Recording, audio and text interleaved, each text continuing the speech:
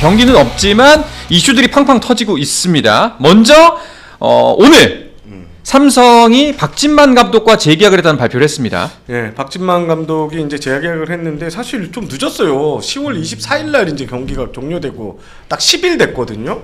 근데 일찍 발표가 안 나서, 그리고 막 일각에서는 뭐 후보군을 또 다른 후보군하고 같이 올려서 결제에 들어갔다 이런 얘기가 있어서 설마 바뀌나? 그런데 제가 전에도 말씀드렸지만 재계약을 안 할 명분보다 할 명분이 더 많았어요. 그렇죠. 예, 그래서 제가 오늘 그 이종렬 단장하고도 인터뷰를 뭐 직격 인터뷰해서 그냥 잠깐 나눠봤는데요.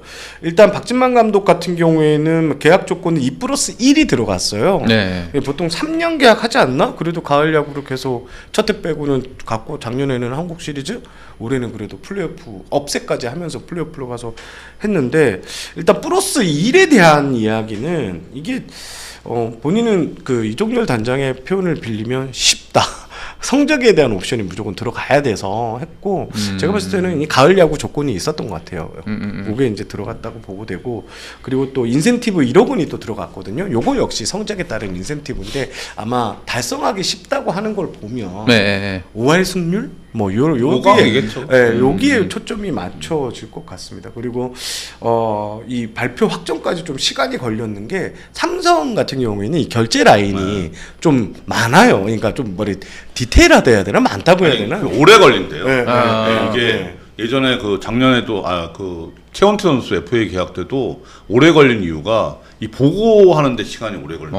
네, 그래서 이종렬 단장의 표현도 계약 과정에서 뭐 진통이 이런 건 아니었다. 그러니까. 아니 근데 이제 뭐 한간에 떠도느라는 얘기했지만 양상문 얘기했었잖아요.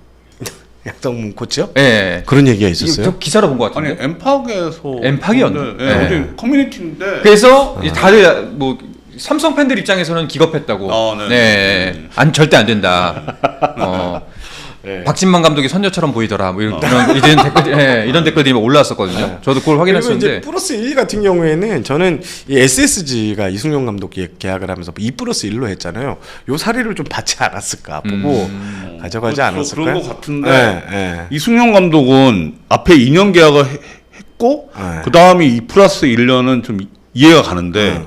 박진만 감독은 3년 계약을 했는데 이게 2+1년 계약은 조금 좀 의외다 싶었어요. 그렇죠. 네. 3에서 나중에 내려온 셈이니까. 그렇죠. 2에서 2+1은 이해가 가는데 3년을 앞에 했으면 D도 3년을 주거든요. 네. 일반적으로. 일반적으로는 그렇죠. 네. 근데 2+1년을 한 거는 조금 구단에서 조금 평가가 좀 낮았나 싶은 생각도 좀 들었습니다.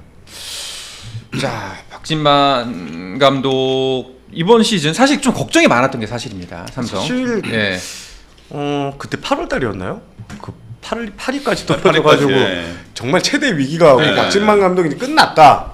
뭐 이런 얘기까지 나왔어요. 막 재계약 어떡하냐. 쉽지 않겠는데 했는데 결과적으로는 촥촥촥촥 올라가더니. 그러니까 우리가 방송에서는 말을 안 했지만 위태위태하다는 얘기도 사실 우리끼리 했었습니다. 예. 그런 얘기가 실제로 돌았었고. 많았죠. 예. 많았고 그 준 플레이오프에서 거기서 졌으면 4차전에서 졌으면 이제 그 5차전도 위험했잖아요. 그랬으면 재계약이 어려웠을 것 같아요. 저도 그러니까 본인도 그 얘기를 했잖아요. 인터뷰에서. 네. 업셋이 재계약을 만들었어요. 네. 업셋을 못했다면 아마 좀 박한 평가가 더 들어가지 않았을까라는 생각을 해봅니다. 네. 자, 삼성 같은 경우에도 이제 연속해서 좋은 성적 내고는 있지만 여전히 숙제가 많은 구단 중에 하나입니다. 그리고 장점과 단점이 명확한 구단이고 박진만 감독에게도 좀 많은 과제가 있을 것 같아요. 일단 그렇죠. 이제 두 번째 이제 박진만 감독 2기니까 2기에 그 2+1년 그러니까 최대 3년의 기간에서 한번 우승을 해야지 또 3기가 있지 않을까 싶은 생각이 들어요. 그 구단도 그렇고 감독도 그렇고 이제 3년 내에 우승을 목표로 할 것 같습니다. 네. 자, 이런 소식이 떴었고, 자, 그리고 오늘 또 한 가지 소식이 떴던 게 정세영 기자가 지금 단독을 놓쳐가지고 화가 잔뜩 나 있는 소식이 하나 있죠. 네. 박병호 선수가 현역 은퇴했다는 구단의 공식 발표가 있었고요. 임창민 선수도 같이 이제 구단에서 발표를 했는데 이 박병호 선수 같은 경우에는 제가 이제 기사를 좀 준비를 하고 있었는데 설마 오늘 감독 선임 발표한 날 그러니까 은퇴를 같이 발표할까 해서 저는 내일 아침에 이제 디데이로 걸어놓고 네. 여러 가지 취재를 했었는데요. 그러니까 제가 취재한 내용 중에 하나가 이제 키움에서 이제 만약에 이렇게 이제 풀리게 되면 뭐 여러 가지 제안이 좀 들어갔던 걸로 알고 있어요. 근데 그걸 또 거절했다라는 얘기도 있고 박병호 선수가 뭐 미국 연수 이런 것도 좀 생각을 하고 있다는 얘기가 들렸어요. 그래서 이제 여러 가지 사항들을 체크해 놓고 진짜 아까 보여드렸잖아요. 기사 다 네. 발표 나기 전에 이거 엔터만 치면 되는데 그게 좀 많이 아쉬웠는데 박병호 선수 일단 뭐 지금 박수 칠 때 좀 지금 올해도 박병호 선수 못한 것 같은데 홈런 15개 이상 쳤어요. 좀 아쉬움이 남을 수 있을 것 같은데 박수 칠 때 이렇게 떠나는 것도 그렇죠. 나쁘지 않은 것 같습니다. 자, 이렇게 뭐 그라운드를 떠나는 선수들도 있고 또 이제 새 구장을 찾아 떠나는 선수들도 있습니다. 이제 진짜 본격적으로 스토브 리그가 펼쳐질 텐데 올해도 기대되는 카드들이 굉장히 많습니다. 올해 특히 뭐 강백호, 박찬호 이 두 카드가 일단은 가장 빅네임이라고 봐도 무방하겠죠. 저도 오늘 아침에 이제 회사 이제 문화일보에 기사를 썼는데 그러니까 박찬호, 강백호가 결국 거의 뭐 최고 매물, 가장 많은 관심을 받는 매물이고 일단 강백호 선수는 뭐 롯데도 관심 있다는 얘기도 듣고 또 하나도 이 공격력에 좀 아쉬움을 좀 채우려고 움직일 수도 있다 이런 얘기에 뭐 두산 같은 경우에도 가능성을 열어두고 있다는 이런 두산답지 않은 두산은 사실 FA 시장에서 항상 그런 얘기를 안 했어요. 근데 두산도 이렇게 좀 열어놓은 마인드. 지금 두산은 좀 약간 문어발식으로 많이 걸쳐 있는 것 같아요. 예전에 두산하고는 완전 그러니까 다르잖아요. 지금 얘기 나오는 선수 되게 많습니다. 그래서 구단주의 의중이라고 봐야 되나 그건? 그럴 수도 있죠. 뭐 아니 FA는 당연히 구단주의 의사가 중요합니다. 거액이기 때문에. 강백호 선수는 또 뭐 KT도 뭐 형식적인 멘트겠지만 잔류의 총력을 다 뭐 최선을 다할 것 이런 멘트도 있고 해서 하는데 저는 뭐 단장님하고도 뭐 강백호 선수에 대해서 뭐 여러 가지 이야기도 하고 타 방송에서 얘기를 했지만 그러니까 지금 일단 타격 성적이 계속 하락세 그리고 불분명한 이 수비 포지션 요게 이제 몸값 협상에 좀 변수가 되지 않을까 이 부분을 어떻게 평가할 것인가 좀 가장 포인트가 될 것 같고 미국 간다는 얘기는 저는 쉽지 않을 거라고 기존에 있는 선수들이 좀 수비가 안 되면 돌아오는 판국에 좀 쉽지 않을 것 같고 그리고 박찬호 선수 같은 경우에는 아마 이번 FA 시장에서 가장 최대 수혜주 경쟁이 그만큼 많이 붙을 수밖에 없고 지금 뭐 이름 나오는 구단이 롯데, 두산, KT, 키움, 기아 뭐 이렇게 나오고 있잖아요. 그래서 박찬호 선수가 다수의 구단에 관심을 받고 있는 건 사실이고 몸값이 일단 50억은 기본값으로 책정해놓고 그 6, 70억까지도 올라갈 수 있지 않을까 그런 생각을 좀 해봅니다. 네. 그리고 이제 뭐 베테랑 선수죠 박혜민, 김현수 아까도 얘기했지만 이 두 선수의 행선지 또 손아섭 선수 또 어디로 갈지 여기에 강민호 선수 같은 경우에도 뭐 시즌 중반에 롯데 얘기 나왔지만 지금 롯데 얘기 안 나오거든요. 그래요? 쏙 들어갔거든요. 결과적으로 삼성 잔류인데 하긴 지금 얘기하면은 안 되지. 아마 협상의 주도권은 강민호 선수가 잔류 협상 주도권을 쥐고 있을 거예요. 왜냐면 삼성이 대안이 없는 상황에서 좀 배팅을 크게 할 수 있다는 얘기가 들리거든요. 삼성이 어느 정도 절충선을 마련할지가 관전 포인트가 될 것 같고 그리고 뭐 기사에 다 썼던 내용이지만 이영하 선수가 생각보다 관심이 많습니다. 그러니까 김원영 감독도 잔류를 하면서 투수는 무조건 잡아달라 실내에서 풀리는 그렇게 얘기는 해놓은 상태고 또 지방 구단에서 또 관심이 있다는 얘기가 계속 뭐 들리고 있습니다. 특히 롯데 같은 경우에는 김태형 감독이 또 현장에서 목소리가 있다 이런 얘기도 좀 나오고 있는 상황이고 그리고 김범수 선수 같은 경우에는 자완 부분에 좀 경쟁력을 확인했다는 점 이것도 눈길을 끌고 NC 같은 경우에는 최은준 선수는 뭐 저는 NC 잔류라고 보는데 NC도 나름 좀 잘 맞춰줄 것 같아요. 왜냐면 이 선수를 중심으로 좀 세팅을 하고 있는 것 같아요. 외야를 중견수를 그런 부분들. 그래서 올해 같은 경우에는 작년에 딱 599억이었더라고요. 총액이. 올해도 그 비슷한 수준? 근데 막 거기에 노시안 선수 BFA 단연 계약 이런 게 내년이 이제 끝나고 또 노시안이 풀린단 말이에요. 그래서 하나가 겨울에 묶을 수도 있다고 치면 올 겨울에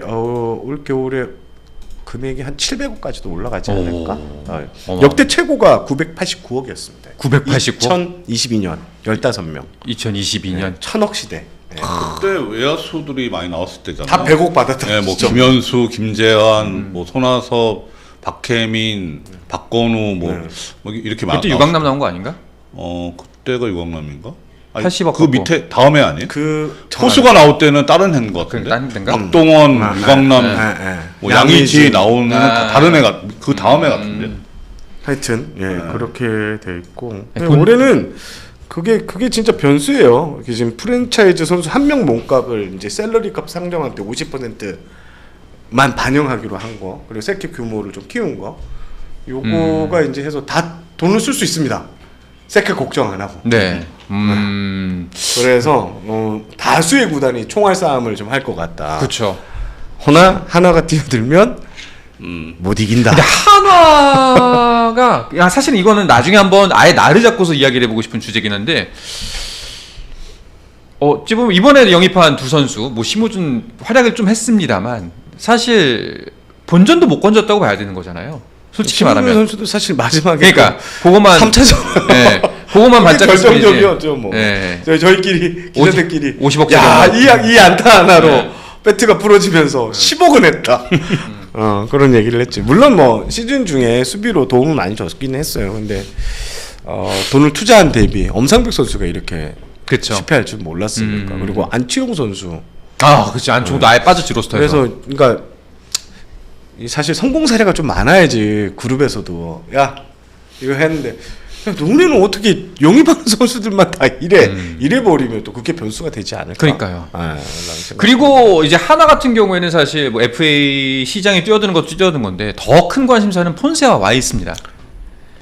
뭐 여러 폰세는 가지 쉽지 않아요. 진짜 네. 탁 깨놓고 얘기하면 네. 갈 것 같고요. 여러 뭐 가지 가는 얘기가 게 거의 나오는데 한 95% 이상 아닐까요? 거의 100% 아니에요? 거의 근데 가깝다. 폰세가 막 네, 네. 그래도 하나야 할 수 그게 한 5% 안 되나? 뭐 흙도 담아가는데. 나 찝찝해서 우승하고 가야겠다 이럴 수 있는 거 아니야. 도저히 찝찝해서. 그러면 흙 안 닮아갔을 것 같은데. 그리고 와이스 선수는 아마 하나에서 그에 어떻게든. 걸맞는 대우를 해서 할 거고, 그리고 외국인 타자는 교체될 것 같습니다. 지금 뭐 여러 가지 생각을 하고 있는데 다양한 후보군을 보고 있고 코너 외야수를 좀 보고 있는 것 같아요. 그 리베라토는 빠이빠이. 쉽지 않은 것 같아요. 이렇게 플로리얼 생각이 나더라고 나는. 플로리얼이 올스타전에 와서 반죽석에 앉아 있는 그 모습이 너무 생각이 나더라고. 그러니까 이 포텐만 봤을 때는 네. 플로리얼이 더 크잖아요. 훨씬 크잖아요. 근데 이게 잘 안 터지는 선수들 보면 아쉽네요. 리베라토 때문에 올라갔어요. 사실. 하나는 가을 야구 갔을 때 늘 잘하는 중견수 외국인이 있었습니다. 호잉, 뭐, 데이비스. 뭐.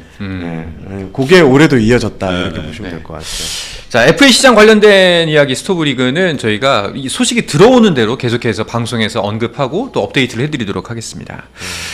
자, 야구 스토브리그가 본격적으로 왔지만 야구 경기가 사실은 아직 남아 있습니다. 대표팀 경기가 곧 열리는데 오늘 이 이야기를 마지막 주제로 삼아보도록 하죠. WBC 평가전이 펼쳐지는데 11월 달에 펼쳐집니다. 모두 4경기가. 자, 11월 8일에 8위와 9일에 체코가 붙고요. 그리고 15일과 16일 그 이듬 다음 주에 일본과 평가전을 치르게 되네요. 네, 이게 지금 사무라이 재팬을 모델을 좀 따라온 거예요. 일본이 WBC에서 2023년 우승을 했는데 거슬러 올라가면 일본이 2015년부터인가 계속 비시즌에 뭐 호주와 평가전, 쿠바와 평가전 이런 것들을 만들어 왔었고 그게 결과적으로는 WBC 우승까지 이어졌다라고 이제 보고 그런 모범 사례를 보고 이제 도입을 했는데 다만 좀 아쉬운 게 구단들이 너무 많이 경계를 해요. 이게 선수를 특히 투수를 가지고 보내는 구단들은 혹시나 행여나 그러니까 체코전 같은 경우에는 이렇게 막 베스트 전력으로 이렇게 하지는 않을 거 아니에요, 사실. 근데 일본 같은 경우에는 선수들이 흥분을 할 수가 있거든요. 한일전 가위바위보로 해서도 이겨야 그렇죠. 그래서 그런 것들에서 이제 오는 그리고 그 앞선 사례들 뭐 곽도기 선수라든지 비시즌에 던졌던 APBC 나갔던 선수들의 뭐 좋은 선수들도 있지만 안 좋은 사례가 좀 많이 부각이 되니까 이런 것들에 대한 부담이 좀 있는 것 같아요. 그래서 눈치가 유지현 감독이 좀 보이지 않을까 그런 생각을 하는데 일단 뭐 8, 9일 체코전은 이제 한국에서 하는 거고 15, 16 일본과의 평가전은 아마 저는 선수들한테 큰 도움이 될 것 같아요. 그렇죠. 거기 이제 멤버들이 이제 어느 정도 급인데 아마도 1.5군 정도가 나오겠죠. 그리고 여기서 이제 대등한 싸움 얼마나 하는지 이것도 하고 만약에 거기서 행여 이기면 또 자신감이 또 젊은 선수들한테 크게 불어넣을 수 있는 네. 것 같습니다. 투수는 정상적으로는 운영은 안 할 것 같아요. 뭐 선발이 지금 이 상황에서 뭐 5이닝 이러지는 않을 것 같고 좀 끊어치기로 네. 이렇게 승부수를 던질 가능성이 높습니다. 네. 대표팀이 조금 업데이트가 됐습니다. 부상으로 못 가는 선수들이 몇 명 생겼고 이제 대체 선발 자원들이 좀 있어요. 네, 그렇죠. 구자욱 선수, 네. 우성주 선수가 부상으로 이게 빠지고 이제 이재원 그 상무에 있는 이재원 선수가 들어갔습니다. 지금 뭐 투수 쪽 이제 지금 대표팀 확정을 해야 되는데 가야 되는데 이 체코전까지는 또 하고 체코전 마치고 또 엔트리 변동이 있을 수도 있다 뭐 이런 얘기도 나오고요. 좀 어수선해요. 아 이게 참 이러지도 못하고 저러지도 못하는 부분인 것 같은데 이게 국제전에서 확실하게 성적을 내려면 이런 경기를 굉장히 중요하잖아요. 그런데 그렇죠. 그럼에도 불구하고 또 이제 구단 운영하는 입장에서는 행여나 또 부상이나 또 물이나 뭐 여러 가지 변수가 있을 수 있기 때문에 또 걱정 안 할 수도 없고. 그렇죠. 예, 뭐 사실 요즘 세상에 무조건 나라를 위해서 희생해라라고 막 그런 말은 못 절대 하고. 아닙니다. 예. 절대 아닙니다. 예. 그러니까 선수들도 이제 FA 등록 일수 이런 것도 어느 정도 참가할 때 고려를 하는 부분이고요. 다만 투수 쪽은 좀 뭐 변수가 있을 것 같긴 한데 타자 쪽은 좀 재밌을 것 같아요. 저는 일단 가을 야구에서 좀 활약했던 선수들이 네. 그대로 그 기세로 나가기 때문에 과연 뭐 체코보다는 일본전에서 일본 투수를 상대로 어느 정도의 경쟁력을 과시하는지 여기서 어떤 자신감을 갖고 돌아오는지 이런 게 좀 관전 포인트가 되지 않을까 싶습니다. 알겠습니다. 스포츠 플러스 한정의 무대